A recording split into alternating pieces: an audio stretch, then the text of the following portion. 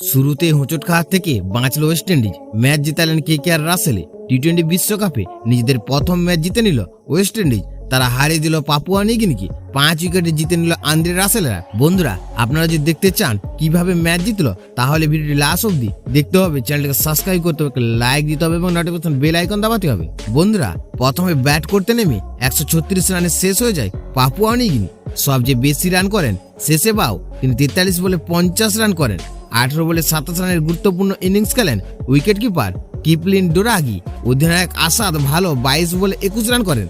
Papua নিউগিনির হয়ে আর কেউ সেভাবে রান করতে পারেনি। বন্ধুরা, ওয়েস্ট ইন্ডিজের হয়ে আন্দ্রে রাসেল 19 রান দিয়ে 2 উইকেট নেন।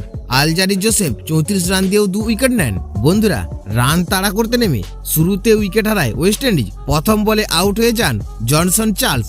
এরপর বৃষ্টির কারণে ম্যাচ বন্ধ ছিল কিছুক্ষণ।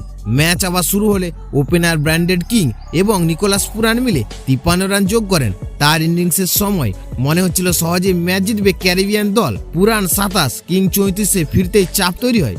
রোমান পাওয়াল মাত্র 15 করে আউট হয়ে যান। শেরফান রাদারফোর্ড মাত্র 2 রান করেন। কপালে চিন্তার ভাঁজ ততক্ষণ ওয়েস্ট ইন্ডিজের শিবিরে। বন্ধুরা, তবে রাসাল মাঠে নেমেই ছক্কা হাঁকান, তাতেই সব চাপ কেটে যায়। রস্টেন চেজ 42 রানে অপরাজিত। সঙ্গী করে ম্যাচ জেতালেন রাসাল 15 রানে অপরাজিত।